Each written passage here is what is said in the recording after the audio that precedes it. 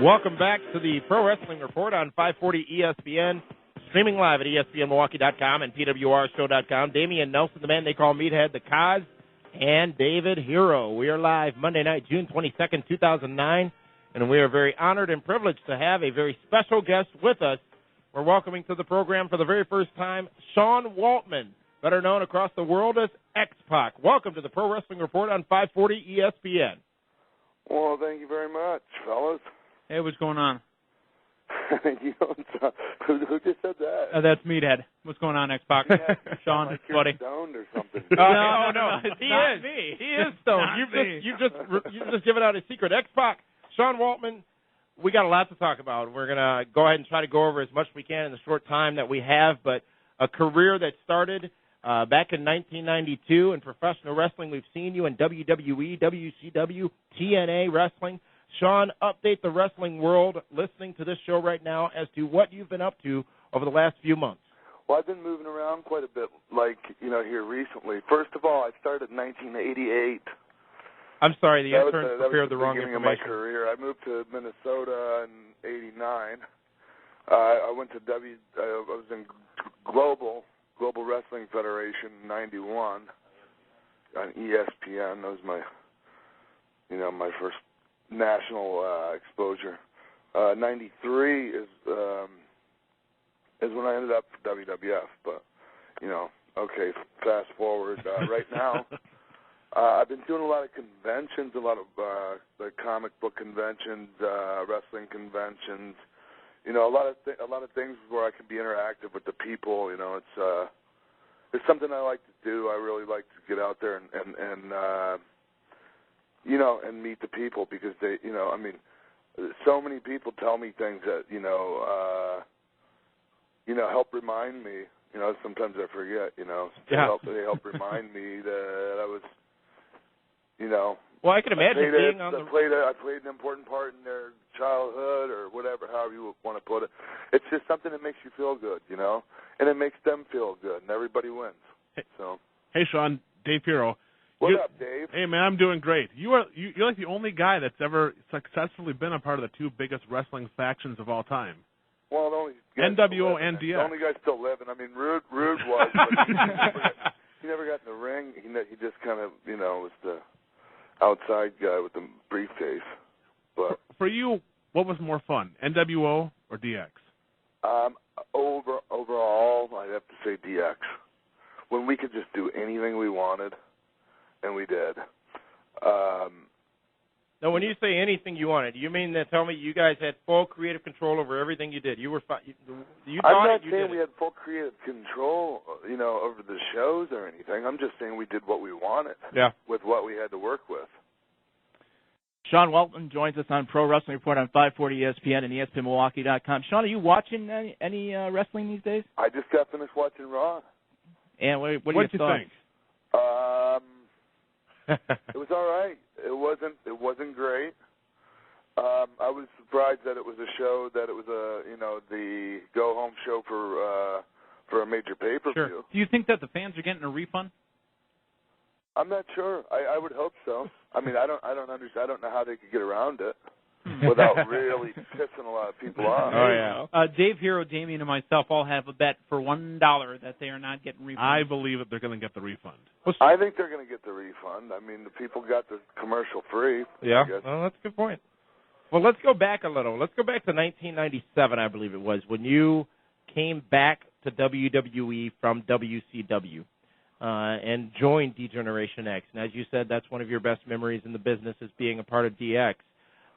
Tell us about the circumstances of that, because obviously you gave a pretty unglowing review of WCW and Eric Bischoff when you returned to WWE. Yeah, well, I mean, people were kind of expecting me to say something, and I had to live up to it. And I mean, it was from the heart, but... Well, overall, Sean, your time in WCW, if you had to reflect back on it, how would you sum up your time in WCW? It was the best of times and the worst of times. Uh-huh. The money was great, wasn't it? The money wasn't that great. No? It was better than it was a pay raise from leaving WWF that first time, but for the matches I was in, and the guys and some of the guys I was carrying around the ring that were making 4 times as much as me. Mm-hmm. You know, I was working hard to try to get a raise, and they were kind of dangling the carrot in front of me, you know. And then I got hurt working with Luger.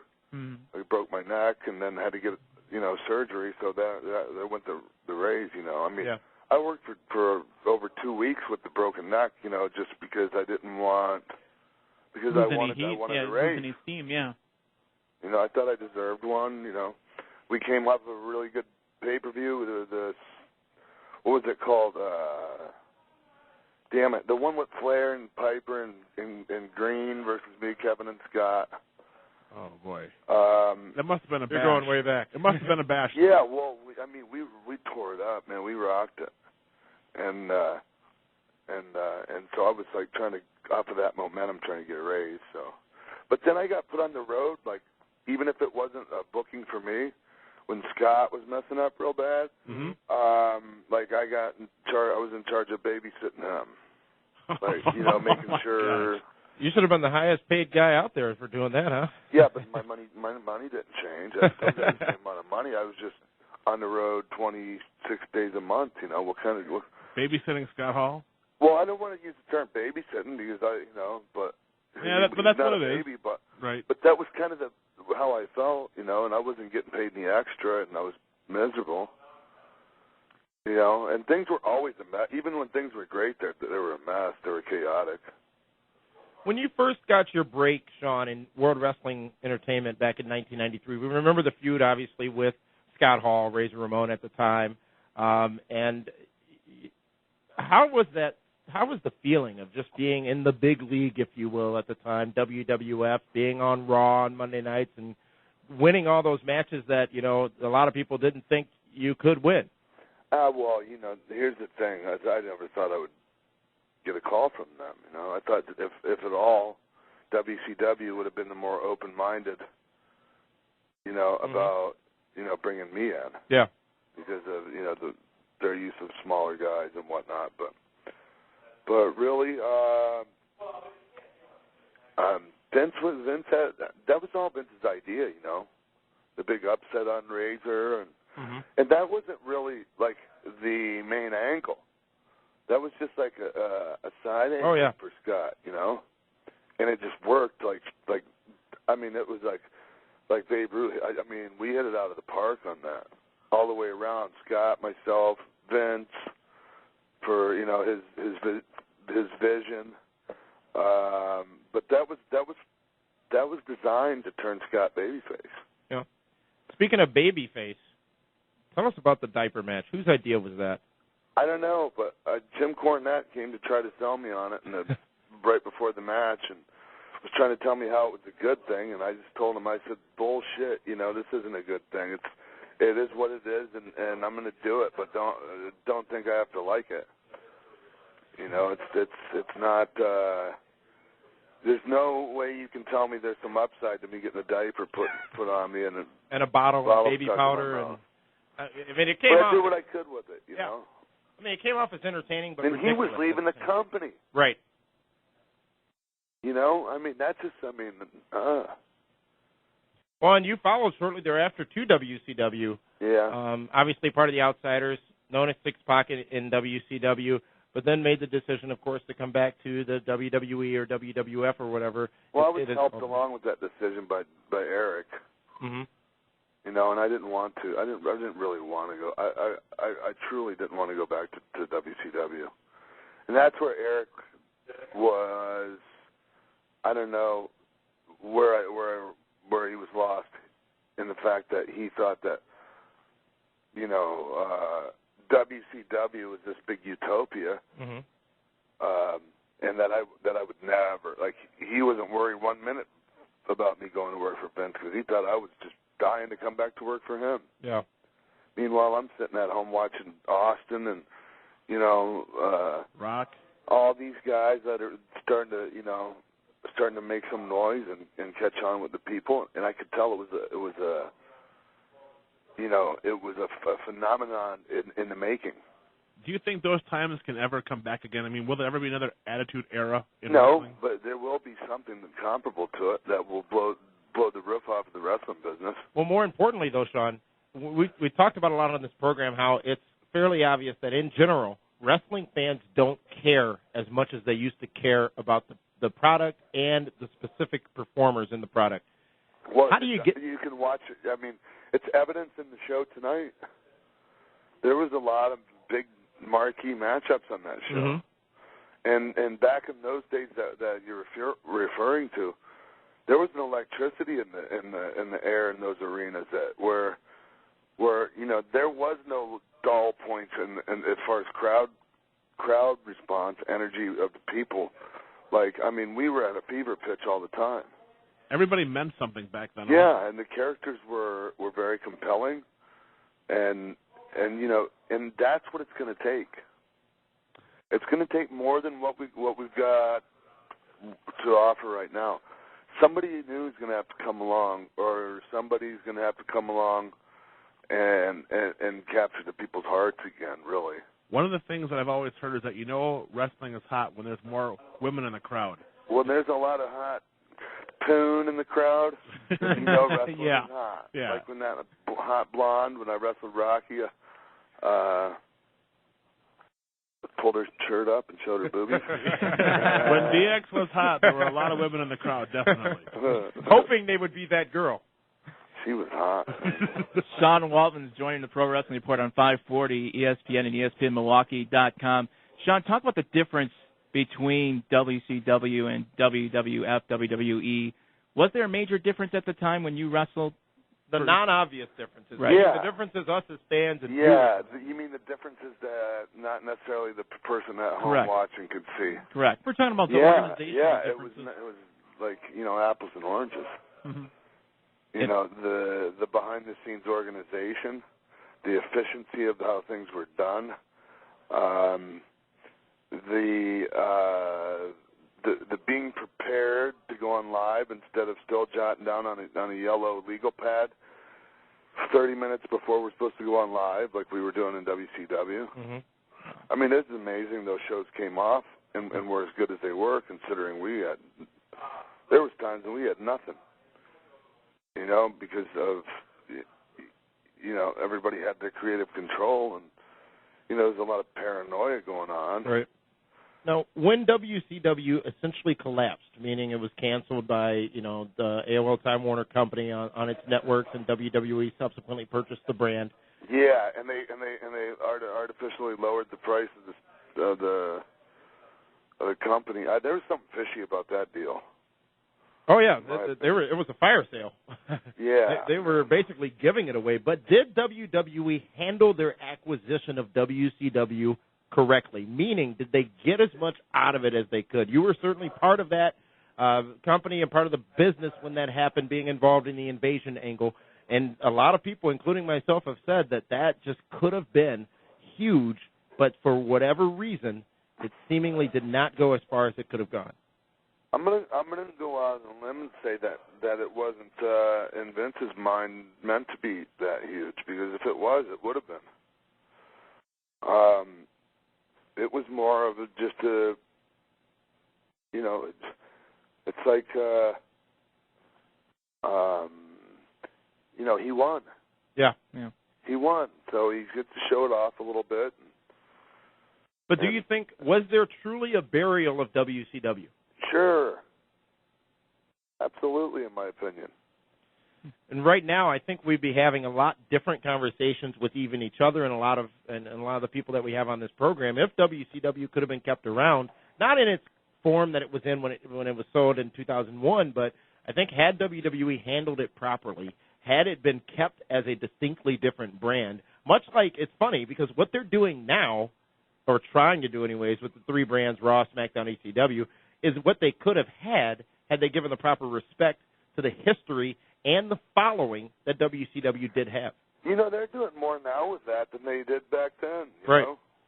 With the Hall of Fame and whatever they're showing on WWE 24/7, or they're actually giving props to the to the history of the business, not just the WWE or WWF or WWWF. A lot of W's in there. Promotions. Yeah. I mean, anybody that they were able to acquire a tape collection of, they now put over. Mm-hmm. So. Your time in TNA. It's been a couple years there. Yeah. Tell us a little bit about that. How did it come to be, and how did your departure Well, occur? I was sitting at home. I was waiting to go back to work.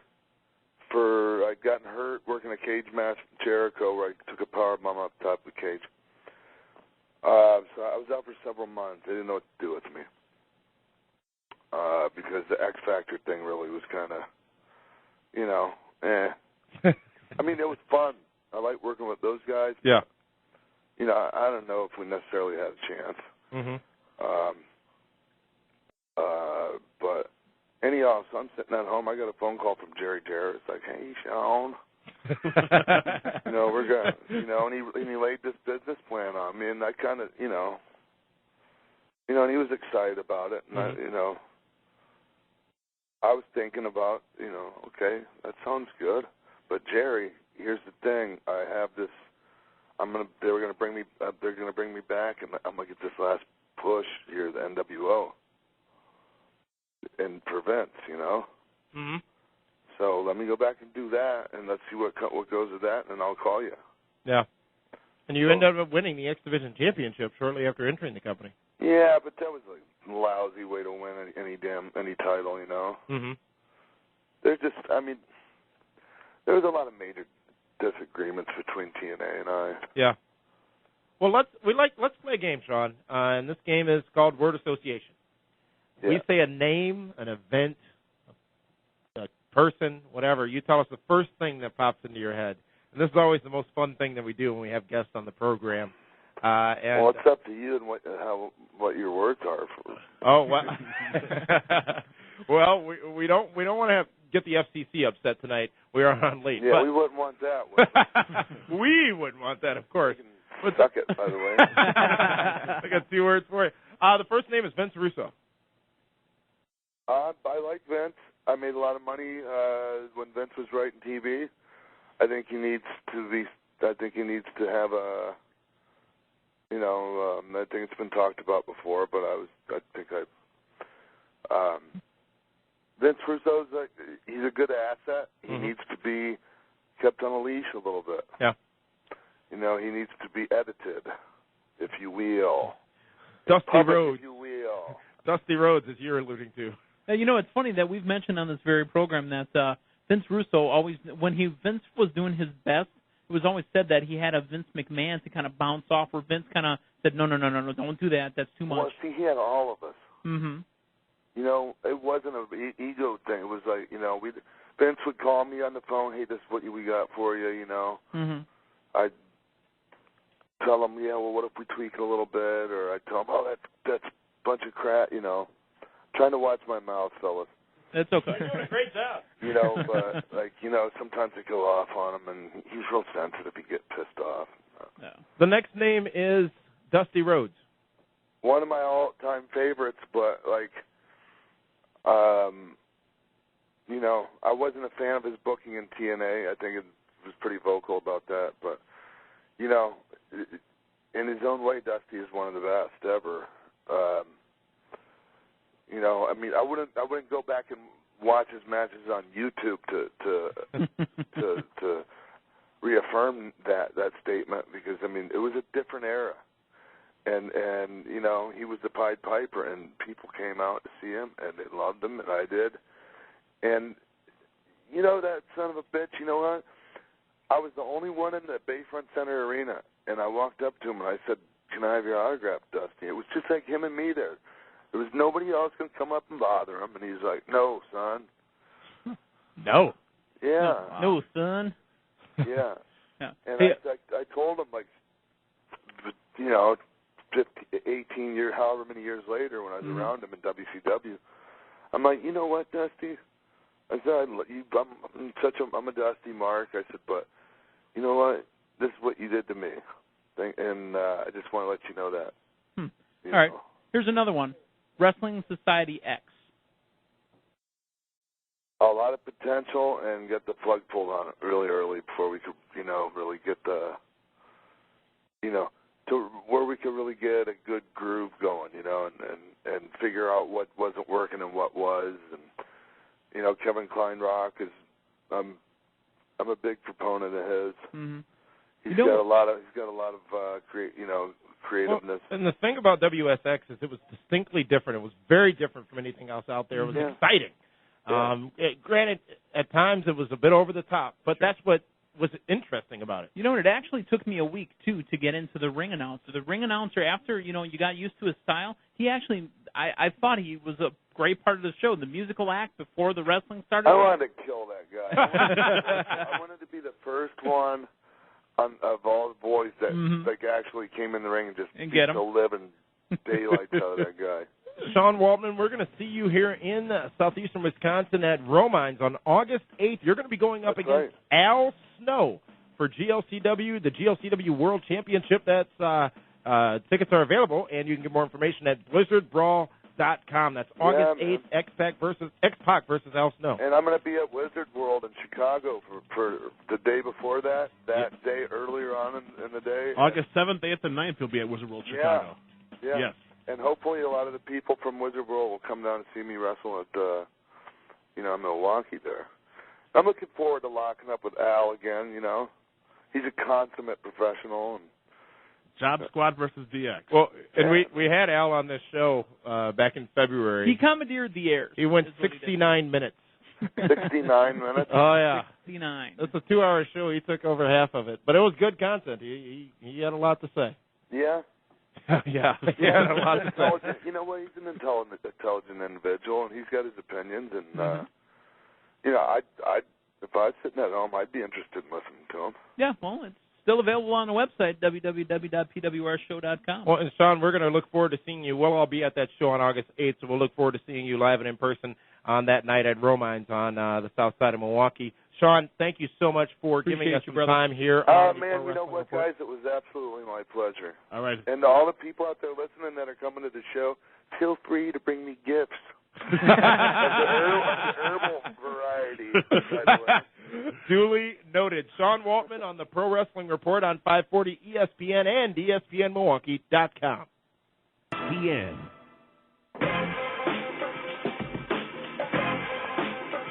We're back on the Pro Wrestling Report on 540 ESPN, ESPNMilwaukee.com, and PWRShow.com. Damian Nelson, the man they call Meathead, the Cause, and David Hero were live Monday night, June 22nd, 2009. Coming up, we still have more discussion on TNA Slammiversary, a preview of WWE's The Great American Bash, coming up Sunday night on pay-per-view, along with the News Desk, VI3, and Beat the Meat. But we still got some time here with Sean Waltman, our guest this evening, X-Pac. Let's talk about that match from this past weekend, X-Pac, with Jerry Lynn. Yeah. It was also, it just happened to be my son's birthday as well. It was June 19th. And I studied a little bit about the promotion that Eric Cannon runs there. And I came to the conclusion that he does a really, really, really good job. And so, I made this kind of like open challenge, I guess. Or, I threw it out there. How about me and Jerry? Again in Minnesota after 17 years. Like a reunion. We started there. Uh-huh. I mean, we made a name for ourselves there. And what a lot of people don't realize, Sean, for those of you listening out there, is Minneapolis is just a hotbed for professional wrestling as the South was. That's where the AWA was. And sure. Where a lot of people got their start. Well, everybody's area was a hotbed to them back in the days, whether it be the L.A., people have fond memories of whatever. I mean, the Goulas territories, the Memphis to Florida, the Texas, and it just, I guess, depends on where you grew up. But I was always intrigued with the stuff I couldn't see. Mm-hmm. But here's the thing, man. The people were magic in this building the other night. And I couldn't have had a better opponent than Jerry Lynn. And I've worked with, you can pretty much name everybody, the greats in the past 20 years, and I've worked with them. And I put Jerry up there with any of them, you know. We've had Jerry on this very program, and again, much respect for his abilities and his talents out there. He's been around for a long time. He certainly knows the business and is great in the business. But a lot of buzz out there, Sean, in the IWC, the Internet Wrestling community specifically, about that matchup with Jerry Lynn from this past week. Because it kicked ass, dude. I mean, I was like kind of worried because I've been doing 6-man matches in Mexico for the whole time. And D-Generation Mex. Yeah, and you know, okay, now all of a sudden I got myself into this situation, and I got to produce for these people.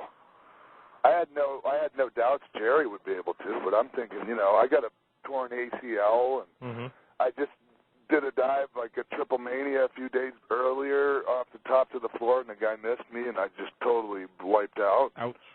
I mean, I was limping into First Avenue that night, but you know, here's a question about that though, Sean. A lot of wrestlers, most wrestlers, wrestle with injuries, wrestle with pains, wrestle with long-standing injuries. Is it true that once you step in that ring, the adrenaline burns off the pain? Well, sometimes if the people are there. Mm-hmm.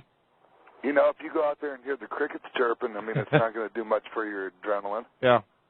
But, you know, I mean, literally, from the time we made our entrances to the finish, I mean, the people were chanting, "This is awesome." We hadn't even locked up yet. It's like, you know, we'll see about that. You know, but, I mean, and when the match was over, there was and I'm not exaggerating when I say there was a 30-minute standing ovation. It was incredible, man. And that's what's, you know, a lot of people we've had on have talked about, you know, the difference between, or how much they enjoy doing these more locally driven shows, these more intimate shows, because you do get that appreciation from true wrestling fans.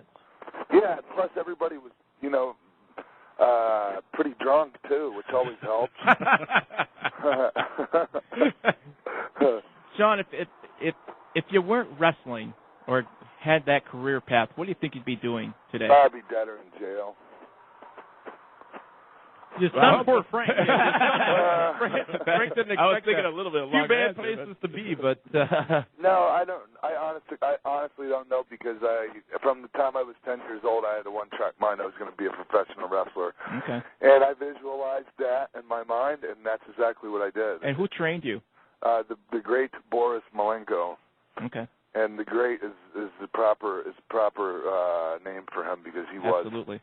He was one of the best interviews in the business ever, and psychology-wise, and technically he was awesome, and he was my early, you know, my master, you know, and you know, I was trained by a lot of people though, you know, Kurt Hennig, Scott Hall, you know, Shawn Michaels, just whoever, man. I learned whatever I could. Pat Patterson. Was there a better wrestler than Kurt Hennig? No. I mean, no, and there wasn't a funnier guy in the face of the earth. And I loved him to death, man, and it was a dark, dark, dark day in my life when I heard he passed away. That's a shame.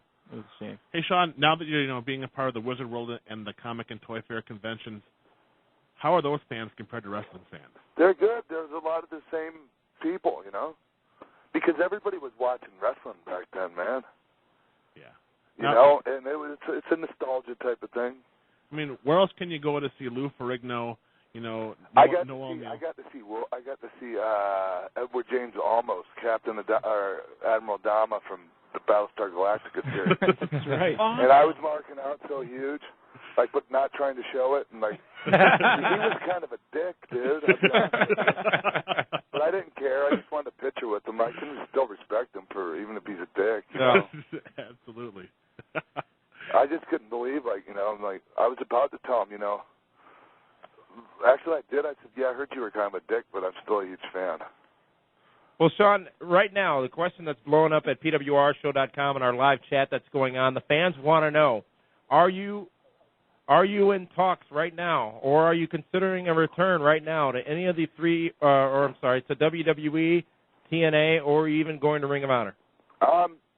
You have a higher probability of seeing me in Ring of Honor. than you would the other two, because I do what I want to do, you know. That's why I like AAA a lot, is because, you know, they don't infringe on my civil liberties. Yeah. Now, hey, you bring that up, and I made the point a couple of weeks ago. We were talking about Kennedy's release from WWE, and talking about how, in my opinion, and I'm speaking for myself only, WWE treats their performers like slaves. You know, I mean, they own everything. And granted, it's a two-way and, street. you know, you got to sign the contract. And it's so structured now, like, you know, the verbiage that people say. Very few guys have their own creative freedom to, you know, go out there and cut their own promos and find themselves. Mm-hmm. You know, like, and that's a process that you have to go through, and it's hard to go through that when you get your hands tied behind your back. Right. You know, and you know, the free spiritedness of the boys is kind of something that like has been extinguished a little bit. You know, when a guy goes to work in WWE. Mm-hmm. And don't get me wrong, I love those guys. Yeah. You know, they saved my life 3 times now, and you know, we're very good friends, and I want to keep it that way. That's why I don't go back to work for them. Okay. Well, Sean, again, August 8th is going to be the big day. BlizzardBrawl.com is the site to go to find out about that event, which includes the main event of the GLCW Championship on the line as Al Snow defends against you, the challenger, X-Pac. X-Pac. Why do I keep saying X-Pac? It's okay. It's his first day. I'm reading things Call here. whatever you want. I'm reading things here as I try to talk, and I should probably stop trying to multitask. But be that as it may, August 8th is the date. BlizzardBrawl.com. Also going to be. Let's see what Al Snow still has. I mean, I'm sure he's still got it going on. Actually, Al just defended the title a few weeks ago with Val Venus. And it was a great Val match. Venus, man. He's a Ron Paul guy like myself. Yeah. You know, and actually, Val's one of the lucky guys. You know, Sean. Vince never trademarked the name Val Venus, so he actually owns it himself. Oh wow! Well, he trademarked X-Pac. I just use it anyway. You are your own man, and Sean, thank you so much for joining us here on the Pro Wrestling Report on 540 ESPN and ESPNMilwaukee.com. We look forward to seeing you on August 8th for that big GLCW show. I'm looking forward to it just as much as you guys. Alrighty. Can't wait to see everybody. Thank you, Everybody come Sean. on out. Thank you, Sean. And this is the Pro Wrestling Report on 540 ESPN and ESPNMilwaukee.com.